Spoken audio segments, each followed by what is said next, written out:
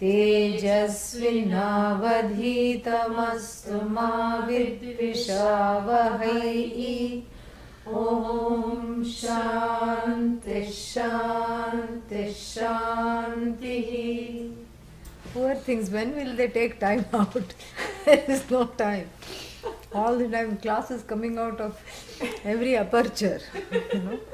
In between two cracks in the wood there is a class growing. Yeah, so Wednesday is the time off. But all right. Yeah, hard to beat that, huh? Om Namo Bhagavate. Om Namo Bhagavate. Vaivasvataya Mrityave. Vaivasvataya Mrityave. Brahma Vidyacharyaya. Brahma Vidyacharyaya. Nachiketa Secha. Nachiketa Secha. Swapnantam Jagaritantam. Are we there? Yena Rupa. Oh, we didn't do that one? Oh, details. Okay. Yeah. We'll chant both of them. I think there's a little bit left in the second one too. Parachah kamananuyanti balaha. Read, okay? Yeah, we have done this so many times. That's why I thought we'll just go accordingly. Parachah kamananuyanti balaha. Parachah kamananuyanti balaha. Te mrityoryanti vitatasya pasham. Te mrityoryanti vitatasya pasham. Atadhira amritatvam viditva. Adadhira amritatvam viditva. Dhruvamadhruveshvihanat prarthayante. Dhruvamadhruveshvihanat prarthayante. Little practice you can say it, no problem. Yeah, it will come. So the point is to not think when you are doing this. The moment you think, it goes. Certain places you should think. Certain places you should not think. And it requires a little bit of thinking to know which one to think and which one not to think. Yeah. Yena rupam rasam gandham. Yena rupam rasam gandham. Shabdan sparshamscha maithunan. Shabdam sparshamscha maithunan. Ete naiva vijanati. Ete naiva vijanati. Kimatra parishishyate. Kimatra parishishyate. Etat vaitat. Etat vaitat. Yeah. So the last two have been talking about, have opened the whole chapter, the sub chapter into through a very wonderful thing, saying that the identification with the sense organs and the seer, and the fact that the sense organs are all facing outdoors, they are permanently facing outwards, meaning that if one identifies with the sense organs, identifies with the seer, hearer, etc., then what happens is that people are only focused outside. Where is the raging fire? Here. And so the conflagration of self-confusion, self-doubt, self-non-expectance, atra, and then the focus is where? Tatra. So this is the problem. The problem is one of, wrong place. You are looking for the solution. And so having talked that, this is a very nice way the whole thing proceeds. Having talked that, the teacher here, who is that? How can we forget? Who is that? Yama. The teacher, Lord Yama, says that we have to, this is the time of making a U-turn, coming back to the problem at hand. And when you come back to the problem at hand, things start to look very different. And how it looks is given in verse number 3, but he doesn't progress to verse number 3 without taking a little sarcastic pot shot at the people who are still stuck in this place of outward focus, blaming the world for their problems, or blaming, each other, or blaming, Ishvara, everything that is other than them. And so this is, he does do that by comparing them to Balaha. The word Bala is not new to this Upanishad. Where else have we encountered this before? Beginning. Huh? In the beginning, yeah. In the 1, 2, somewhere where that Shreyas, 1, 2, 6 or 7 or something like that. So where Shreyas and Preyas were discussed. Nasamparayah pratibhati balam pramadyantam vitta mohena moodham evameva na something else, no? This world only, ayameva asti na paraha iti mani punah punah vasham apadyate me. What did I just say? Gobbledygook.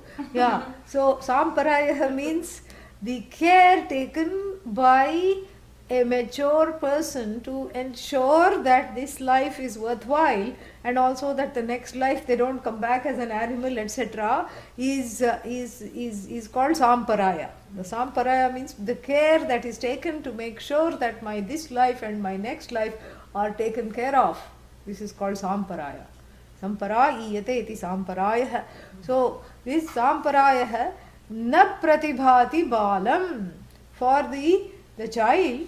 Which child? Not Nachiketa. Which child are we talking about? Inner child, this overgrown adult who looks like something that is lying at the foot of Lord Dakshinamurti. That fellow looks small but has got a big moustaches, shield and dagger, offensive and defensive fellow. So unto that Bala, the adult child who is not mature, na pratibhati, these kinds of issues, of spiritual issues, do not even shine, do not even feature in the lives of such people. This world alone is there. Na anyaha iti mani, meaning that the whole, if you see, that's what is the problem with the Western society. If you think that there is only one world and it is this, then you become a bhogi. This is a wonderful connection. You become a bhogi because you're all the time, you have FOMO. What is FOMO? Fear of missing. Fear of missing out comes from being a Bala. I told you this last time. This is the Sangati, because he has already mentioned this. This is the connection. He says Samparaya, this complicated set of affairs dealing with this life and next life, and not being able to interrogate the reason for these repeated births, etc., all these things, and also assuring a proper next life. That is, should be, every mumukshu should have that, like, okay, if I don't get it in this life, let me make this fire of Vedanta so big that next life definitely I will get it. There is nothing there in the head for this adult Bala, Pramadyantam, who keeps making the same mistakes again. Yeah. Why? Vitta mohena moodham, deluded by the moha, desire for wealth, deluded by wealth, deluded by the desire for wealth. And bhoga, wealth here signifies all kind of hoardables, collectibles, food, starting with food, and so everything is just, kept. And then finally you layer them all and throw it in the oven and make a casserole, because you're not able to give things away. And then so this is the situation. So you don't know what to do, and then you hold on to every single thing, And there was one person I knew who was talking about their parents after the parents passed away. This woman went to clean up, and she said it took 5 months. I said, there were only 2 of them living in a flat. How? She said, don't even talk about it. You don't know. It took almost 6 months, because they had even, the parents had even like waste string.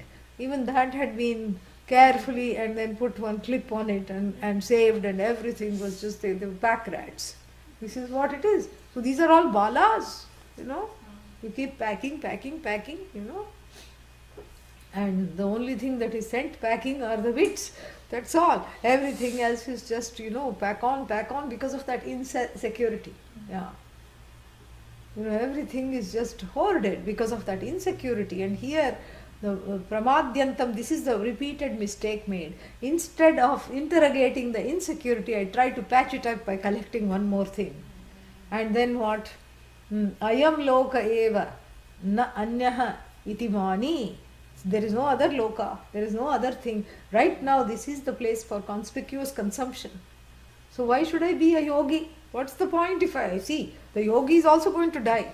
Except, the yogi has no joy in life, doesn't eat chocolate cake, and doesn't see movies, and just sits and breathes and meditates and gets into pretzel-like poses. And then what does the bhogi do? Does all these things. And then where do they both end up? 6 feet under. This is the Charvaka thinking. So why should I try to do all these things, and why should I work on myself? Because what I see is what is real. I see the yogi's body also dropping and ending up 6 foot under. My body also same thing will happen. So I'd rather just live it up a bit and enjoy it. And punah punah. And what do such people do? Punah punah. Repeatedly, again and again. What do they do? Vasham, in my net. Apadyate, they get caught. Me vasham, in my little net, of repeated births. In my net of lies, they get caught. In the net of lies called samsara, they get repeatedly caught. It was explained before. Now the same thing is explained again because this is very sukshma. And this whole canto was begun because ati sukshmatvat atmanaha atmajnanasya ati sukshmatvat, he said, because it said that gudham anupravishtam, all this, it is gone into hiding, it is in a cave, all these things was said, which is very difficult. Unless you choose it, you don't see it. It was said at the conclusion of the previous one. So that's why he is saying this. And then finally he is bringing up the balaha again. Parachah kama nanuyanti balaha. And then same thing that happened to the balas there. Punah punaha vasham apadyate me is repeated how? How is it expressed here? Parachah kama nanuyanti bala te mrityoho yanti vitatasya pasham. Punah punaha vasham apadyate me. Repeatedly they come under my spell. Here they repeatedly come under the net of death, in the widespread net of death. And then what? Therefore now the whereas has come. So what do I have to do out of this, to come out of this mess? I have to take a crash course in dhiratvam. That's all. Dhira is viveki. Viveki is dhira. What is dhira? Dhira is the one who not only has viveka but uses it. Discriminative power. You can't just keep it in a showcase, under lock and key. And this is not to show off. This is to use. So the discrimination between what I really want and what I am pursuing. What I want is moksha, the forever. What I am pursuing is the infinite, the finite. And so therefore, how do I take this crash course? So weekend course for becoming a dhira. You want to know how to become a total dhira by Monday? That's what is written here. It says, adhruveshu iha dhruvam na prarthayante. Stop praying for the finite in the midst of, so stop praying for, the infinite in the midst of finite things. Number one. So you're looking in the wrong place. And that has another meaning. Meaning, iha samsare, in this samsara, fraught with all kinds of problems, stop trying for quick fixes. Don't pray for anything, Adi Shankara says. Stop praying for anything except inner maturity to gain this knowledge. Stop asking for things, give me this, give me that, give me color TV, give me this, give someone else a headache, give this, give that, all these things. Stop doing. This is the crash course in Dhiratvam. Why? Oh, but in the other class you said I should pray, I should go to the shrine, I should go to the temple. Yeah. Is there a contradiction? There is no contradiction. Yeah. Go to the temple, pray. Pray for seeing the truth of yourself. Say, Bhagavan, may I see you by being you. That's what the whole thing is. May I know you. So the prayer of the Artha, the desperate one, and the Artharthi, The one based on sacred exchange. I scratch your back and you pat my back. Give me a promotion and I'll bring some laddus next time. This is the fellow. Artharthi, the matlabi fellow, gives way to the jignasu. Who are you? What is it that makes both of us tick? What is it that thing that please let me know? And pray for all the obstacles to go, so that nothing can come in the way of the pursuit of this knowledge. So that the knowledge is pursued until until you say enough. It's truly from the heart, not just made up. It's made up anyway. Anytime you need not come to class. Finished, like today. It's not really alam buddhi, because alam buddhi means truly to say this is enough. Because the prayer is what? Who are you begging? Really, this is the voice of maturity. Who are you praying to? Oh, Shiva, Vishnu. Who is Shiva? Is this Shiva outside of you? And if Shiva is outside of you, and what will he give? A big headache, because you're still searching for something that you can never get. No, Shiva is inside of me, then I need not pray. Do you know that? No. So then if you are praying, use that as an altar of surrender to gain this inner maturity. Stop praying for the finite. That's what he says. He concludes by saying that these are the three pitfalls. What are they?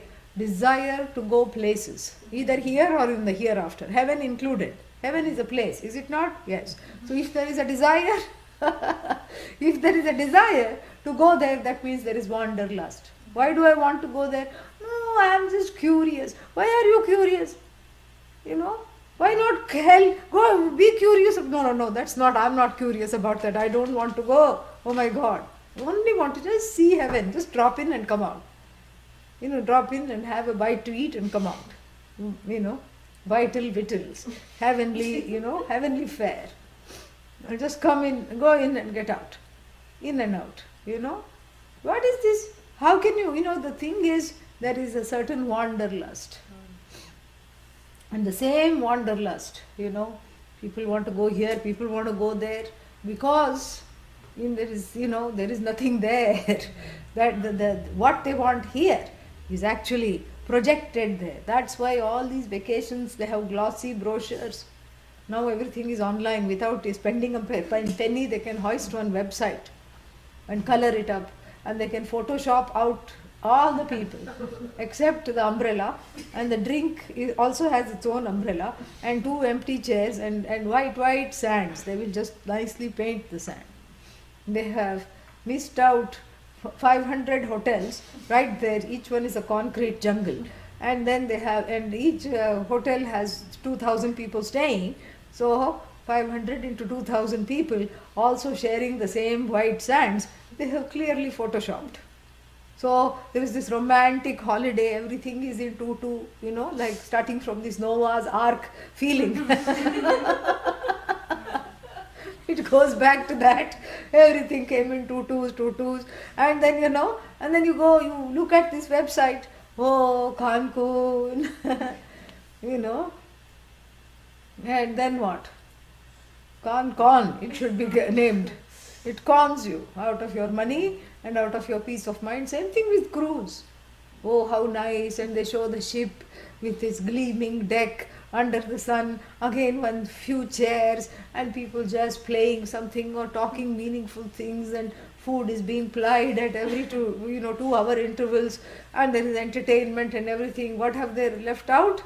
They have left out the what is that?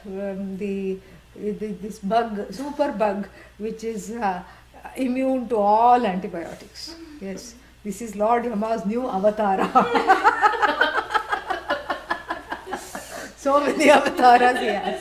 Yeah, this MRSA or this, MRSA is the hospital bug. Hospital bug knows each and every antibiotic. It will put a doctor to shame. It will say, no, that will not work on me. I was raised on it. Before I was born, I was immune. What about this one? No. This one has a few side actions. I'll just morph into something else. It knows more than the doctors. Yeah, it knows about all the antibiotics.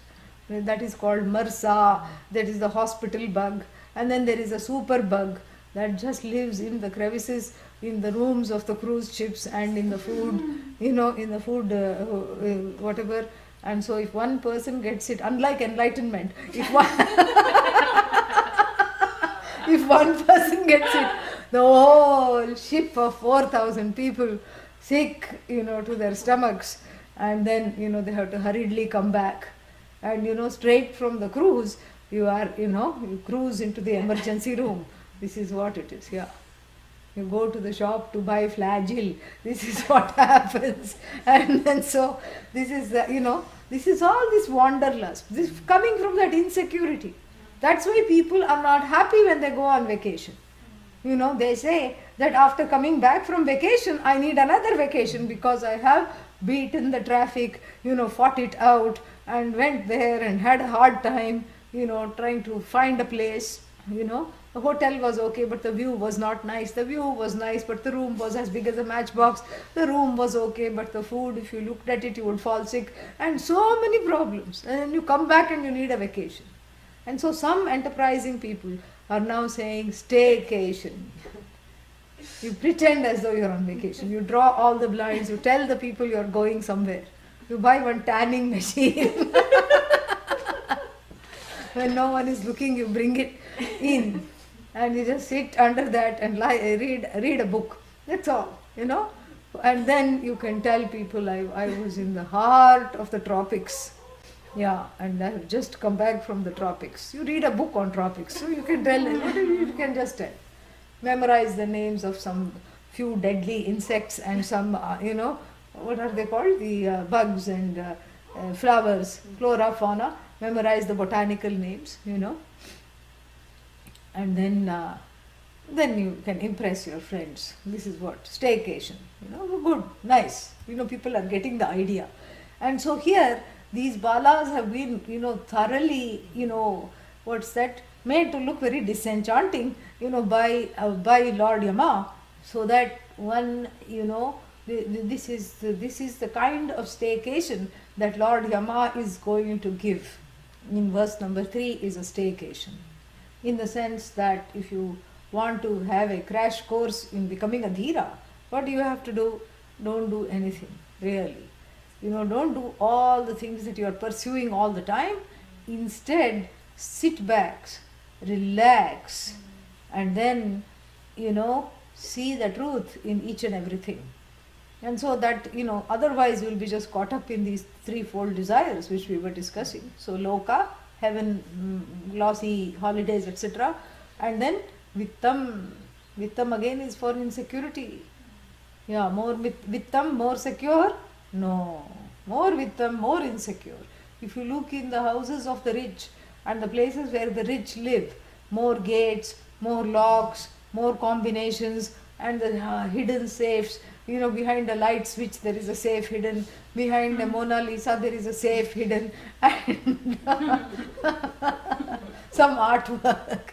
And then, behind the wall there is a safe hidden. So all these things. And they themselves don't know the combination because nobody should hold them at gunpoint and get it out of them.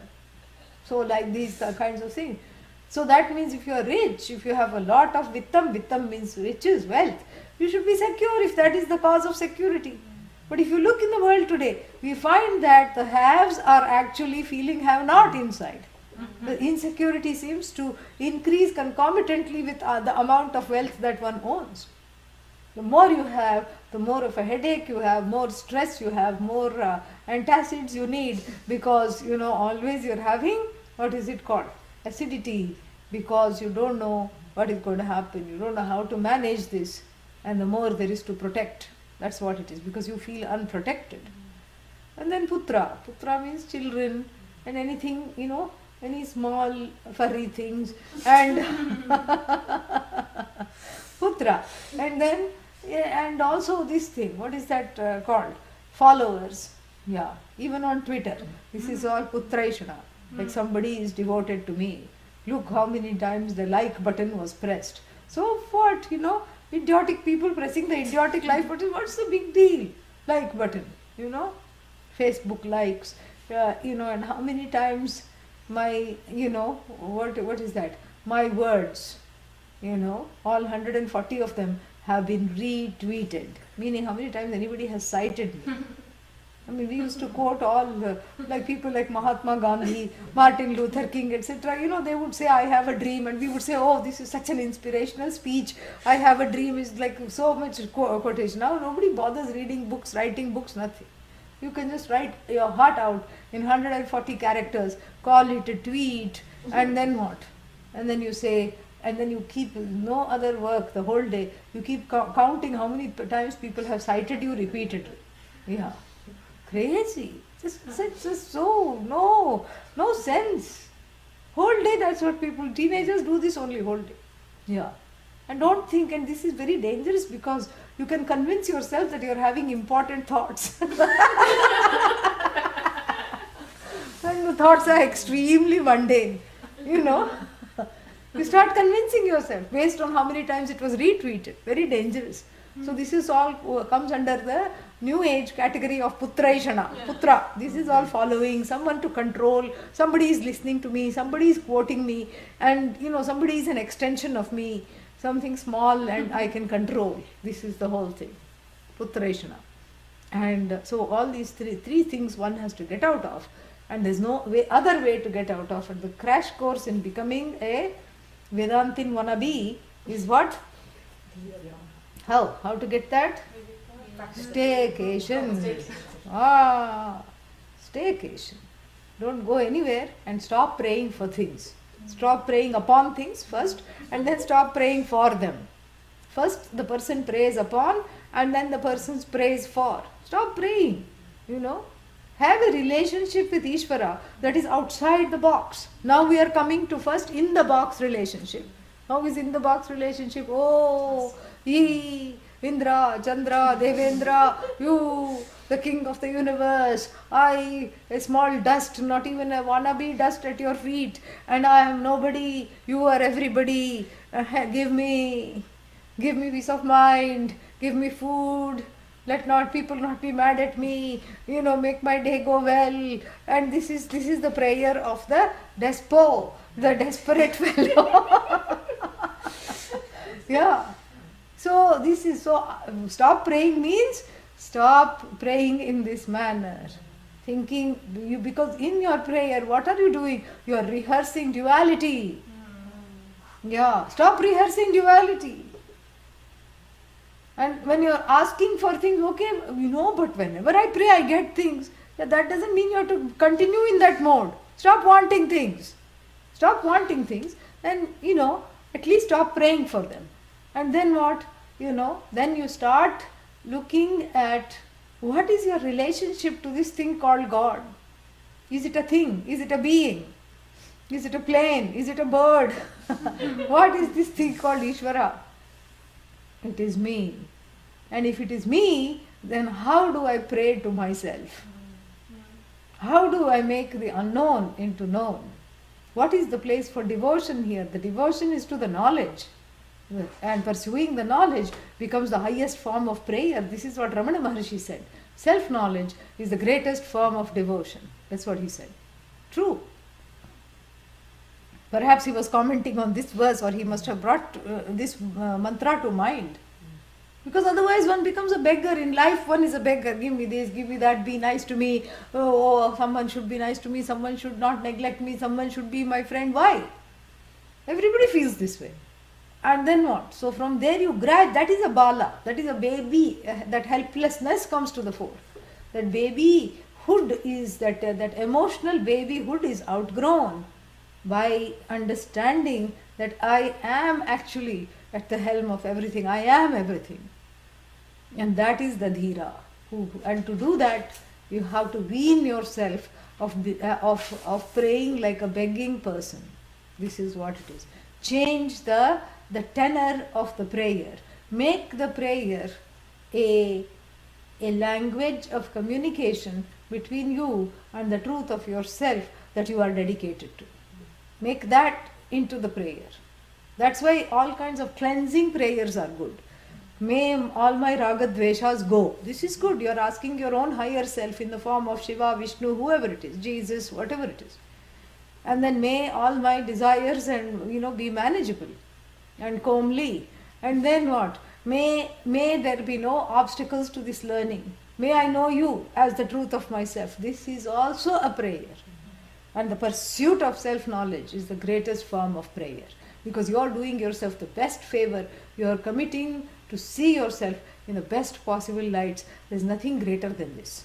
And so, now, how to have a staycation and master this dhiratvam after having committed to it is given in this next mantra which we just chanted. Yena, by which, rupam, form, rasam, taste, gandham, fragrance, shabdan, sounds, sparshan, the sense of objects of touch, maidhunan, any pleasure derived through coupling, sexual pleasures, etc.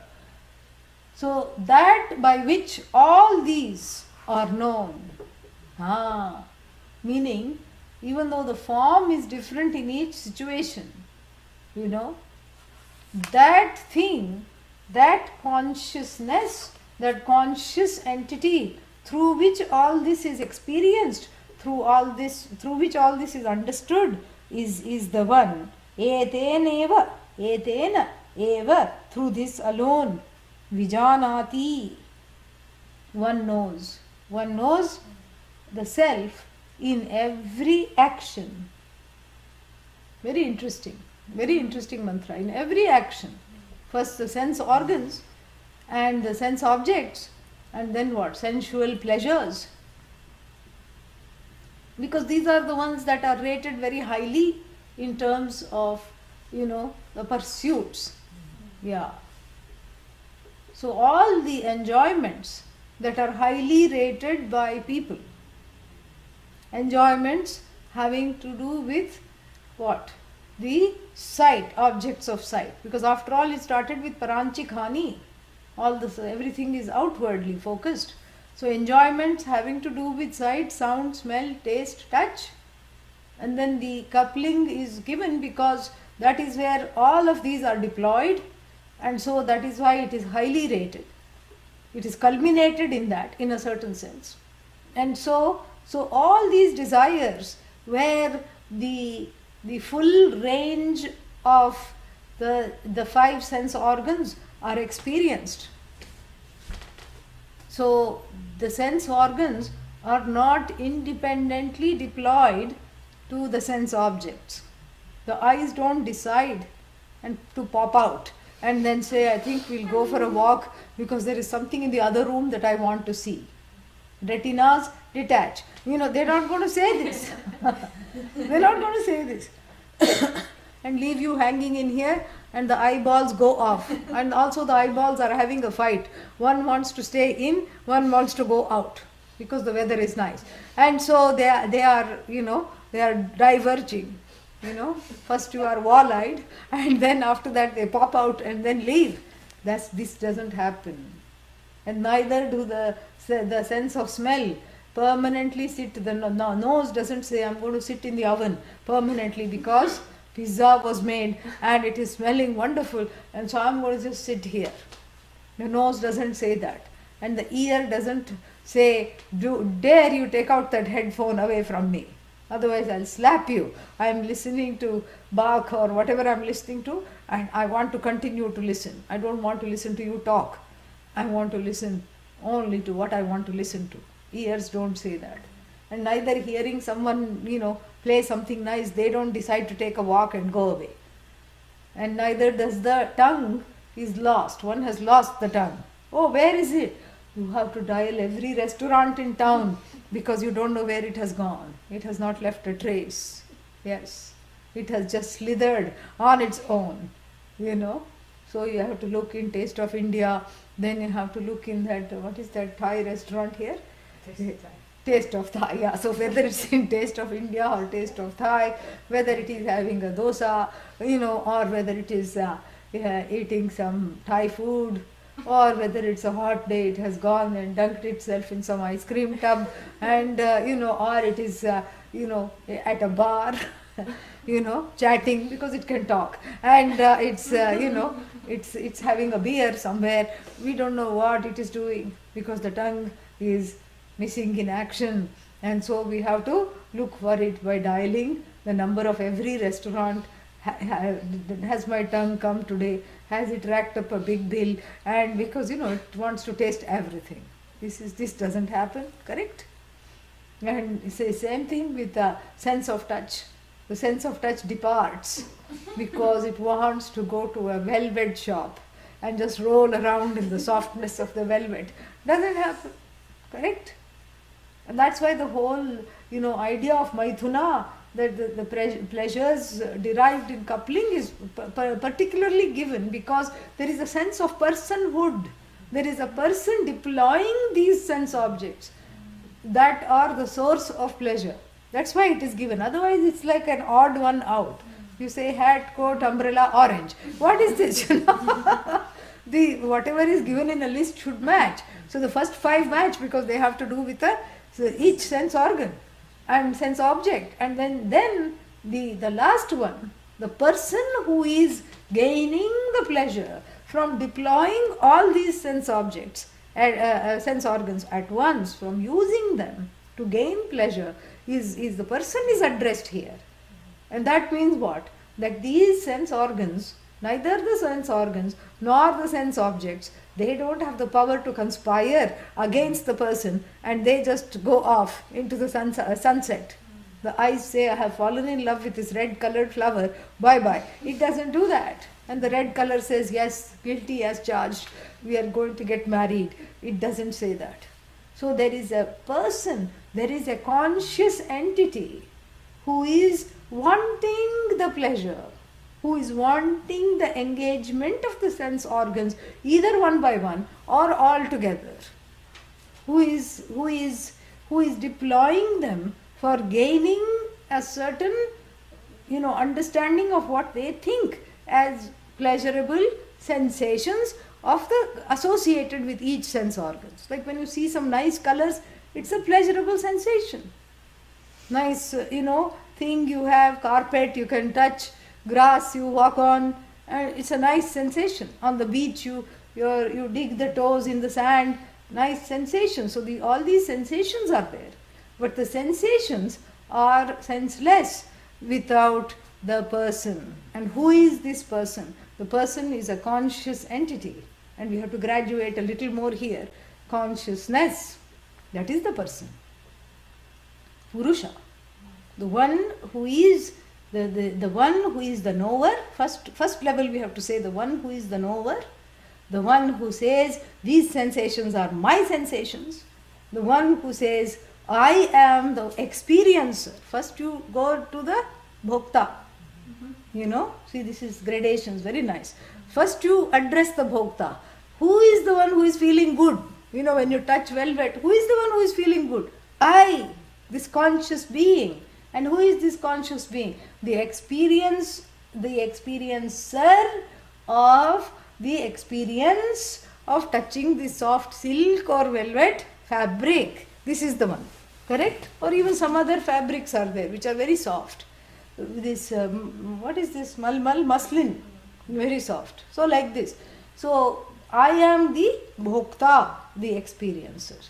And then what? Since I have the brains and the desire and the free will to replicate those sensations, to go after those sensations. Because, one cloth I bought to see what kind of texture, then another bolt of fabric I can bring to contrast that and touch that. Correct? Mm-hmm. Then I become what? Karta. So this first bhokta, then the karta. When I reproduce or I have the capacity, I recognize that I have a capacity to reproduce the sensation by getting into certain actions.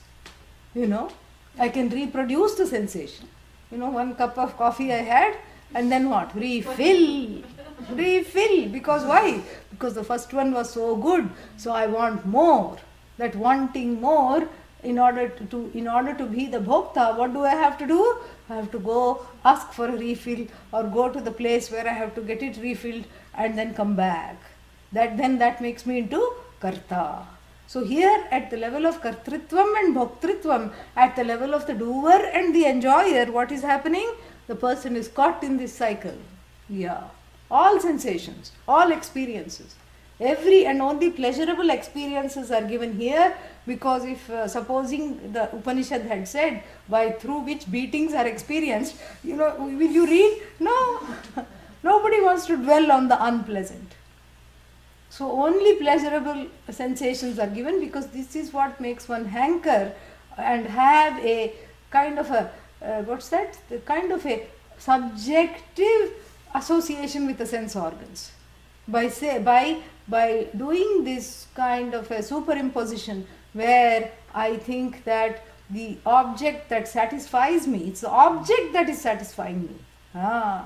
So I attribute the pleasure to the objects which are chased after by the sense organs, or I attribute them to the sense organs themselves, but I don't attribute them where the credit is due. So this karta bhokta, first I have to delineate, because obviously there is a person there who is enjoying, and in order to make that enjoyment protracted, what do?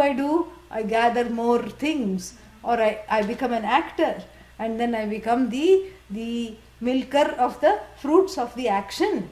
So this karta bhokta, karta bhokta, karta bhokta, this is where one is stuck. But then what? You stand back a little bit from the who is the one who is upholding the kartritvam? Who says I am the karta? Karta.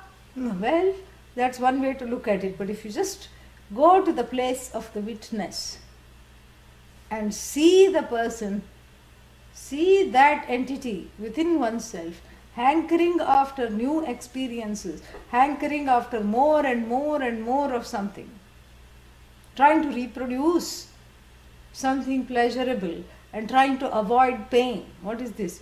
Shreyas and prayas again. Yeah. So always, pravritti nivritti, all the time. So the one who is avoiding discomfort and replicating pleasure, this is the karta. And replicating pleasure for who? For the one who is going to soon become bhokta. But there is the one who is neither karta nor bhokta, the one who is able to watch and witness. The witness of this conscious entity which morphs into bhokta, karta. Karta, bhokta. This is the one. And so, like even when you look at the ocean, and the ocean has what? Small waves, big waves, and oceanic, upadhi, small upadhi, all these things.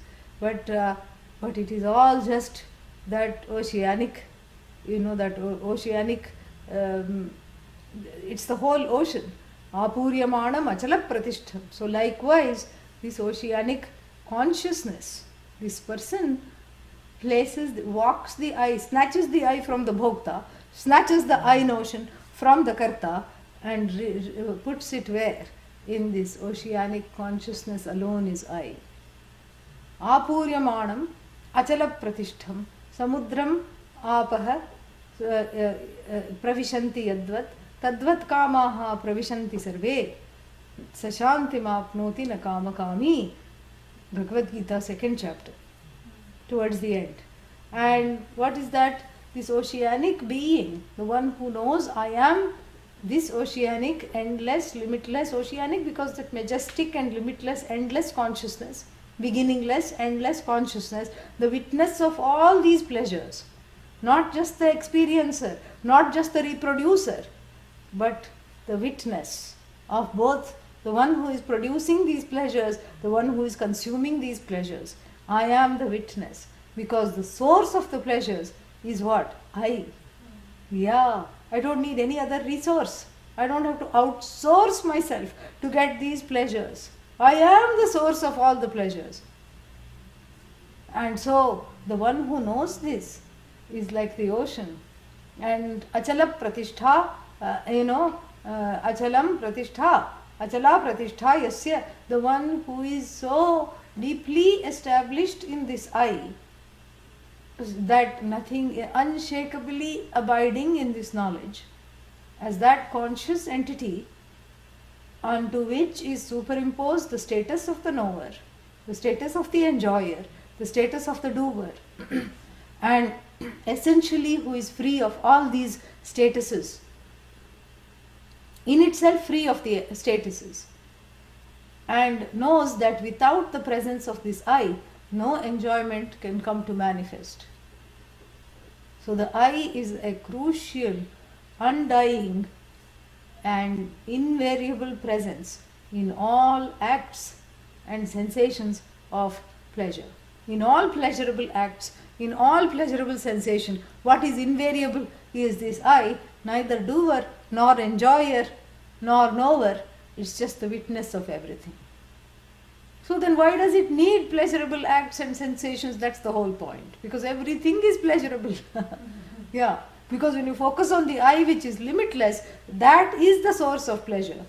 And that is essentially a pleased being. A joyful, pleased and limitlessly pleased with itself and with everything else. This consciousness. There is nothing else but, for the sake of accounting for the Jagat. Limitlessly pleased with itself. Limitlessly pleased with the Jagat. Limitlessly pleased, period. And this consciousness, which is always enchanted with itself, this is the one to know. Because if you try to just put together like Lego sets, fix together sense objects and sense organs, there will always be misses. And it will never be enough. You will never be able to make a clean interface. You cannot dovetail the desirers and the desire together. You will never be able to do that. Because the desires keep changing, the temperament of the desirer keeps changing, and then, the time keeps changing, everything keeps changing. It's not just that you have to, it's not so easy to fulfill a desire. It's not just all about bringing desired object to the desirer. Like for example, somebody wants some, exotic, food. And then you bring the exotic food and keep it in front of them. They got the news that, from their family back home, some bad news came. Then will they feel like eating? No. See? You place the desirer is there, the object of desire is there, the two can unite. But you see, there are so many variables, hidden variables. Another instance.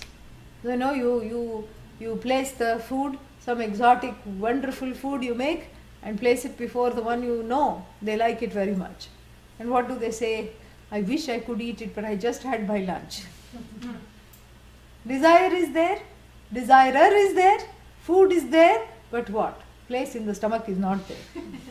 Correct? To enjoy it. Or the person is distracted, or the person got some bad news. The person's appetite is gone for some other reason. So you see, it's not easy to fulfill the desire, or it's not just about dovetailing or bringing the desiring person to the object of desire. If it was so easy, everybody would have done it. And there would be nobody studying Vedanta. Even the few people that are studying will run away, because this is the way to do it. Because the happiness has been decoded. Yeah, like Da Vinci Code. Happiness has been decoded. What is the decoding of happiness? Well, according to the prevalent philosophy, you just unite the desirer with the object of desire. Simple. How are you going to do this? One time the person says, I'm not hungry, even if you just take something simple as food. One time my mood is off. Another time, I used to like it 2 years ago, now I don't like it. Something else I want now. You see? So better is to understand that the nature of that this desirer is a spoof, is an as though superimposition on that self-aware, self-revealing, limitless, joyful consciousness. Yeah, because we have to be careful. You cannot say joyless and limitful. Yeah, joyful and limitless consciousness, who is without a second, who is already happy. So we interrogate the desirer. The status of the desirer is acquired because of what? Ajnanam. The ajnanam means ignorance, self-ignorance gone. the desires are also gone. Yes. This is how to give capitalism a run for its money. Yeah. You stop buying into it. Yeah. Because you say, yeah, this is one of the avantara phalas, secondary, and unanticipated results of Vedanta. What happens? You start becoming a conspicuous, citizen, and a conspicuous person, a mindful consumer, and all these useless things you stop desiring. Yeah. And capitalism says, oh, what is going on? All right, I think we should just publish and sell Vedanta books. Since that's all people are consuming. Yeah. So this is what it is. This is how you make capitalism run around itself and get tied up in knots. It doesn't know what hit it. Yeah, capitalism thrives because the desirer is uninterrogated inside oneself. As long as you interrogate the desirer, because the desirer is not there all the time. If that is the truth of yourself, it should always be asking for things in sleep. It doesn't. It's fine in sleep. So only when you wake up, the desirer wakes up. What is this? It is an imposter. It's an imposter. And if you go by the, previous verse, it's a poster child of interlocutors. And it is an imposter. It steals away your peace of mind. It convinces you to identify with it. And based on that falsehood masquerading as truth, what do? You keep looking for things, for the sense organs to bite on something or the other. Yeah. This is a very bad thing, because it has derailed you from, not that you have to be stoic and stop enjoying things. That's not the point. The point is, get to know the truth of the enjoyer and abide in the truth of the enjoyer. And otherwise what happens is that you will just be catering to the whims of the imposter, who is a desiring person. And a desiring person is not someone you need to get to know, because it's a liability. Yeah, they are a liability whether they are your friend, or your relative, because they are always wanting something or the other. This is what it is. And so you have to get to know that which is the truth of the sense organs and the sense objects hankered after by them, and all the pleasures and all that conscious being through which all this is experienced. Without that consciousness, no pleasure can be experienced.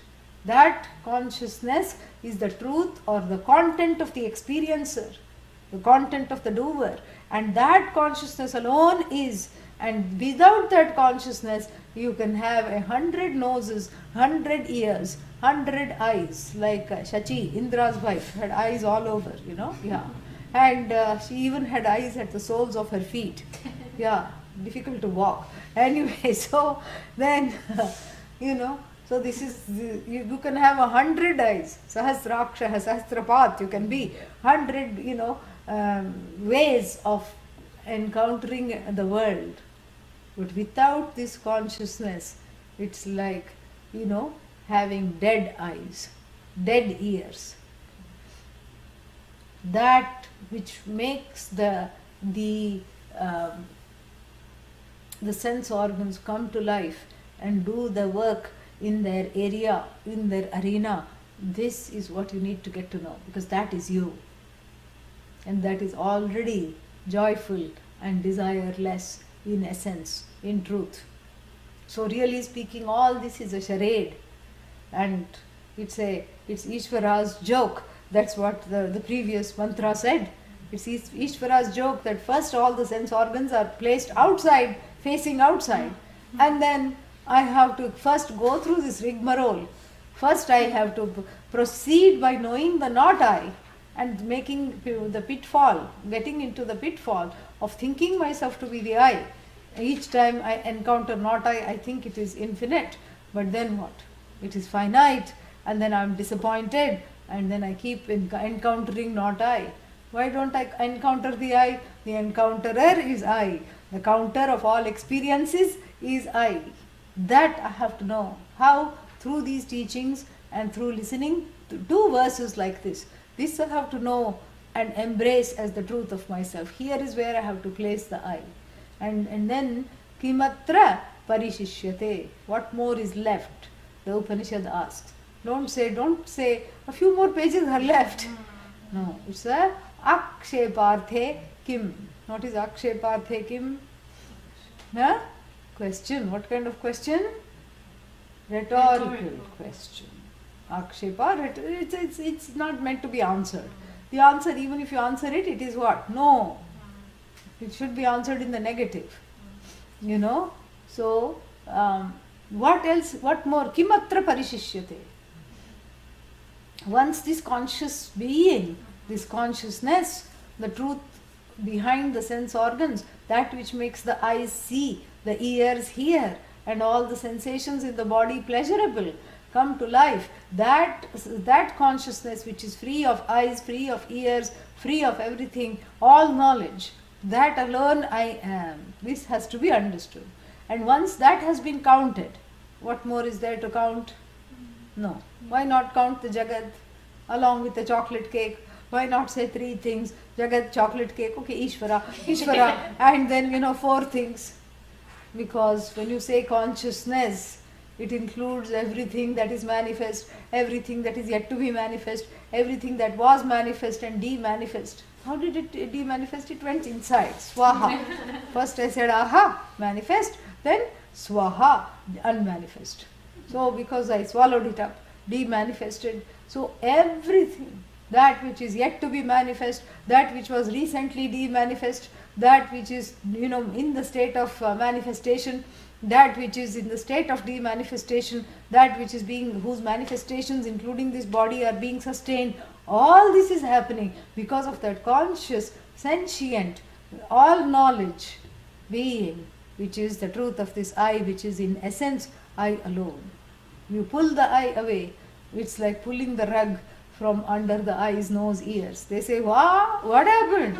I can't see anymore. They can't even say that. They are dead. I can't hear anymore. If they could, and if they had a human mind, this is what they would say. Where is the flashlight? What happened? Ears say, where is the light? No, nose says, life is no fun. I used to be so nosy and now I can't, smell anything. And the mouth, the tongue says, where is the GPS? Where is the GPS to go to get these sensations? Where? What happened? I feel dead. Everything is numb. What is the light they are looking for? Self-revealing aham. Self-revealing light of all lights, the light of consciousness, the light that lights up the activity of the eye, the actor called the seer, and the object of sight, the object, subject, activity, it all lights up. What is it? None of the above. Just like the ocean sustains big, small and medium-sized waves, the knower, known and process of knowing, object of knowledge, subject of knowledge and the knowing, everything is sustained by that consciousness which is neither knower nor known nor the process of knowing. It is all knowledge that as though morphs into various statuses without becoming any of them. Etat vaitat, this is a Mahavakya. Etat means this here. Vai, without any doubt, doubtlessly. Vai means doubtlessly in this case. Vai, doubtlessly, this what I have just explained is tat. What is that tat? Nachiketa prishtam, that which was asked by Nachiketa, where Tritiyena Varena, in the form of the third boon, which he said, which is beyond good and bad, beyond the dyads of true and untrue, past and future, good and bad, dharma, adharma. I want that which transcends everything, which is that invariable I, which is morphed into this whole thing. This indeed is that. Yeah. In Tattvamasi, that is this. Okay, now why this is that? Why? Just for a change. Otherwise, this would also be known as Chandogya. But this is Kathopanishad. And Kathopanishad said, I want my own identity. Why always that has to be this? This is going to be that. Om Purnamadav Purnamidam Purnat Purnamudachyate Purnasya Purnamadaya Om Shanti Shanti Shanti Harihi Om Shri Gurubhyo Namaha Harihi Om. If there are any questions, you can ask. There may not be, it's okay if they are.